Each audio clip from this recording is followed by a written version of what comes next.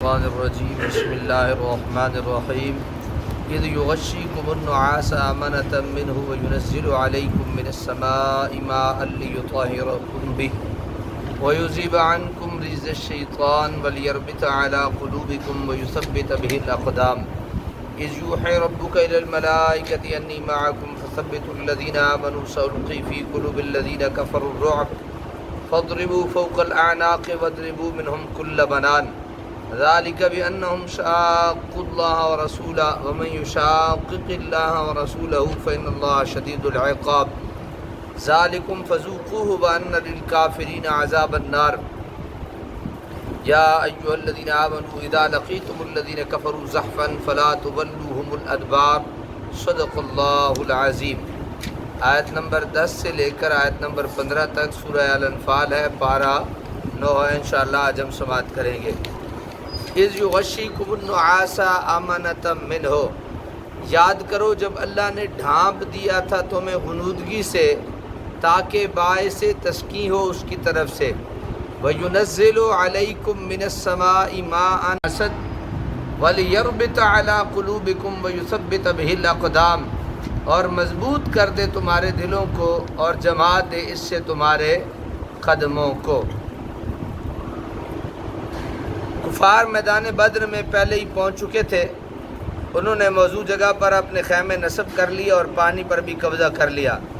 مسلمان پہنچے تو بجز ریت کے ٹیلوں کے اور کوئی ایسی جگہ نہ تھی جہاں پڑاؤ ڈالیں، چاروں نہ چار وہیں خیمے گاڑ دیے۔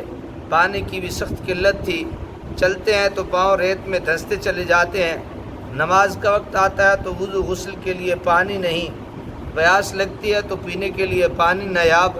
اس عجیب و غریب صورتحال سے مسلمانوں کو سخت تکلیف کا سامنا کرنا پڑ رہا تھا۔ ادھر شیطان رہ کر دل میں وسوسہ ڈالنے لگا کہ تم اپنے آپ کو خدا کا مقرب سمجھے ہوئے اب آنکھوں سے دیکھ لو، کیا مقربین خدا کا یہی حشر ہوتا ہے؟ اللہ تعالیٰ نے اپنے فضل و کرم سے ان دونوں تکلیفوں کا ازالہ فرما دیا۔ جس صبح کو جنگ ہونے والی تھی اس رات کو بادل گھر کر آ گئے اور اتنا موسلا دھار میںہ برسا کہ وادیاں لبریز ہو کر بہنے لگیں۔ مسلمانوں نے حوض بنا کر پانی جمع کر لیا، اس طرح پانی کی قلت دور ہو گئی۔ دوسرا فائدہ یہ ہوا کہ بارش کے پانی سے ریت جم گئی اور مسلمانوں کو چلنے پھرنے میں آسانی ہو گئی، اور کفار کی قیام گاہ میں کیچڑ ہی کیچڑ ہو گیا، ان کے لیے نقل و حرکت دوبھر ہو گئی۔ دوسری نوازش جو مولا کریم نے لشکر اسلام پہ فرمائی وہ یہ تھی کہ ان پر نیند مسلط کر دی، رات بھر خوب سوئے، صبح اٹھے تو بالکل حشاش وشاش اور تازہ دم تھے، تھکن اور افسردگی کا نام و نشان تک نہ تھا۔ کفار کا رعب اور ہیبت دلوں سے دور ہو چکی تھی۔ آیت کریمہ امنۃ منہ کے الفاظ غور طلب ہیں، یعنی یہ نیند اتفاقیہ نہ تھی بلکہ اللہ تعالیٰ کی طرف سے اپنی خاص حکمت اور رحمت سے اسے مسلمانوں پر مسلط کیا گیا تھا۔ اذ یوحی ربک الی الملائکہ، یاد کرو جب وحی فرمائی آپ کے رب نے فرشتوں کی طرف۔ کیا وحی تھی؟ انی معکم، کہ میں تمہارے ساتھ ہوں۔ فثبتوا الذین آمنوا، پس تم ثابت قدم رکھو ایمان والوں کو۔ سألقی فی قلوب الذین کفروا الرعب، میں ڈال دوں گا کافروں کے دلوں میں تمہارا رعب۔ فاضربوا فوق الاعناق، سو تم مارو ان کی گردنوں کے اوپر۔ واضربوا منہم کل بنان، اور چوٹ لگاؤ ان کے ہر بند پر۔ اس آیت سے بظاہر یہی ثابت ہوتا ہے کہ فرشتوں نے بالفعل لڑائی میں حصہ لیا، یعنی خود لڑائی میں حصہ لے رہے تھے، ان کے ہاتھوں میں تلواریں تھیں اور جس طرح عام بندہ لڑتا ہے ایسے وہ لڑ رہے تھے، لیکن حضرات نے اسے مستبعد جانا۔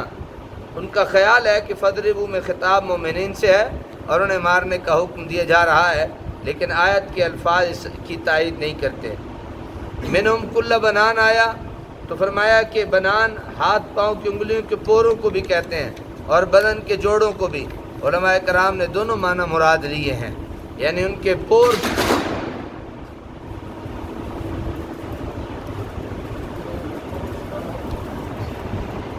ذالک بانہم شاقوا اللہ ورسولہ، یہ حکم اس لیے ہے کہ انہوں نے مخالفت کی اللہ اور اس کے رسول کی۔ ومن یشاقق اللہ ورسولہ، اور جو مخالفت کرتا ہے اللہ کی اور اس کے رسول کی، فإن اللہ شدید العقاب، بے شک اللہ سخت عذاب دینے والا ہے۔ ذالکم فذوقوہ وان للکافرین عذاب النار، اے حق کے دشمنوں یہ سزا ہے پس چکھو اسے، نیز یاد رکھو کافروں کے لیے جہنم کا عذاب بھی ہے۔ یا ایھا الذین آمنوا اذا لقیتم الذین کفروا، اے ایمان والو جب تم مقابلہ کرو کافروں کے لشکر جرار سے، فلا تولوہم الادبار، تو مت پھیرنا ان کی طرف اپنی پیٹھیں۔ یہ مجاہدین اسلام کو حکم دیا جا رہا ہے کہ جب تم دین حق کے دشمنوں سے نبرد آزما ہو تو داد شجاعت دو اور پامردی اور بہادری سے ان کے سامنے ڈٹے رہو۔ اللہ تعالیٰ کی تائید و نصرت تمہارے ہم رکاب ہوگی۔ تمہیں اس بات کی ہرگز اجازت نہیں کہ حق کے علمبردار ہو کر باطل کے پرستاروں کے سامنے نامردی اور بزدلی کا مظاہرہ کرو اور میدان جنگ سے بھاگ کھڑے ہو۔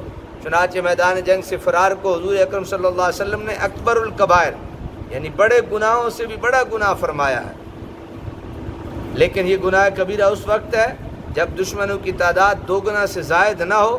اگر اس سے زیادہ ہو تو پھر بھی ثابت قدم رہنا اور صبر کا دامن مضبوطی سے پکڑے رہنا ہی افضل ہے۔ جیسے جنگ موتا میں علیہ السلام کی تعداد صرف 3000 تھی اور ان کے مقابل کیسر کی فوج 2 لاکھ تھی۔ کہاں 3000 کی فوج اور کہاں 2 لاکھ کی فوج، لیکن غلامان مصطفیٰ نے پرچم اسلام کو سرنگو نہ ہونے دیا۔ فاتح اندلس طارق صرف 1700 جاں بازوں کے ساتھ شاہ اندلس کے 70,000 شاہ سواروں سے ٹکرایا اور ان کو کچل کر رکھ دیا۔ طارق کے یہ شعر ان کی اور ان کے سپاہیوں کی اسلامی ذہنیت کے کتنے روشن آئینے ہیں۔ وہ شعر ہیں عربی میں جن کا ترجمہ عرض کر دیتا ہوں۔ ہم سمندر عبور کرنے کے لیے کشتیوں میں سوار ہوئے، یہ تمنا لیے ہوئے کہ شاید اللہ تعالیٰ عذرائے احسان ہم سے خرید لے، ہماری جانوں، ہمارے اموال، ہمارے اہل و عیال کو جنت کے بدلے جہاں ہم جو چاہیں ہمیں بآسانی میسر آ جائے۔ اگر ہم اپنی منزل مقصود کو حاصل کر لیں تو پھر ہمیں اس بات کی قطعاً پرواہ نہیں کہ ہمارے خون کے دریا کیسے بہے۔ اللہ تعالیٰ عمل کی توفیق عطا فرمائے۔